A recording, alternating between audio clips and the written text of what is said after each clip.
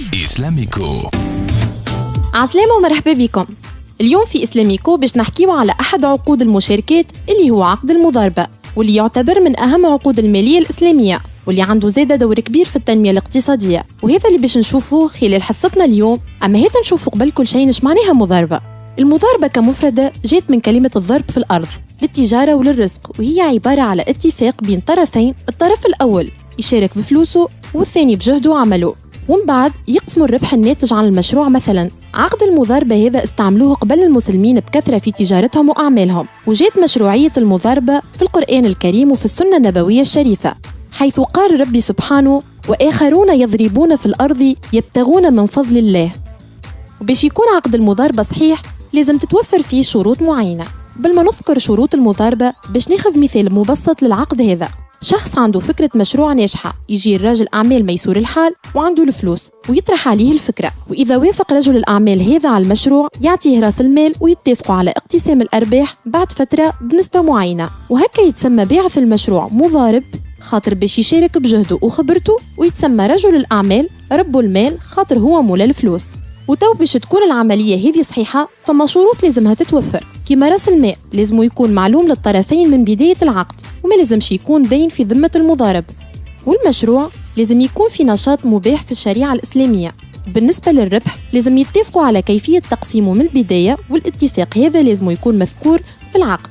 وتو نشوفوا معاك مصعب كيفاش تتعامل المصارف الإسلامية بالعقد هذا. بطبيعة الحال المضاربة هي من المنتجات اللي تقدمها المصارف الإسلامية، وينجم الحريف يمول مشروعه وإلا يستثمر عن طريق المضاربة، وتكون العملية بالطريقة هذه. قدم الحريف صاحب الخبرة فكرة مشروعه للمصرف اللي بدوره ما يوافق إلا بعد ما يقوم بدراسة ويتأكد من مدى نجاعة المشروع، وإذا صارت الموافقة يقدم المصرف الإسلامي كرب المال رأس المال للحريف، وهكا يشرف الحريف على المشروع بخبرته وجهده، وتتقسم النتيجة بيناتهم ربح كانت ولا خسارة.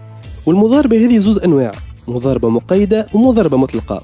المضاربة المقيدة هي اللي فيها يقيدك المصرف بطبيعة المشروع ولا بمجال معين، أما النوع الثاني اللي هي المضاربة المطلقة يعطيك المصرف حرية اختيار المشروع، كما يتمتع الحريف زادة بحرية إدارته من غير أي تدخل للمصرف.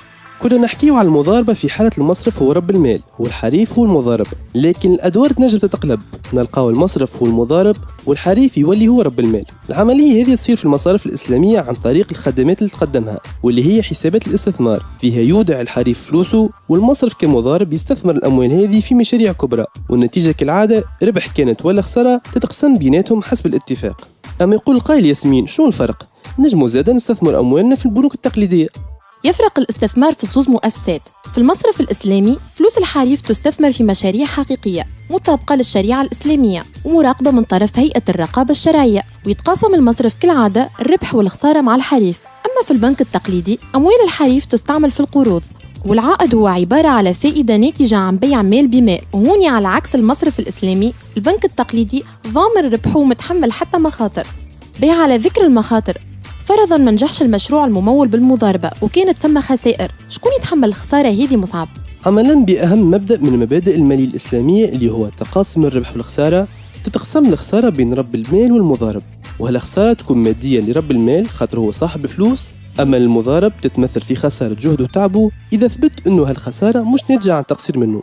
أما إذا كانت الخسارة بسبب تقصير ولا عدم جدية المضارب يتحمل هو زاد الخسارة المادية مع رب المال. فهالفقرة حكينا على عقد المضاربة وشفنا إنه هو يساهم برشا في التنمية الاقتصادية وتمويل المؤسسات الصغرى عن طريق ارتباطه الوثيق بالاقتصاد الحقيقي ودوره في الاستثمار وبعث المشاريع.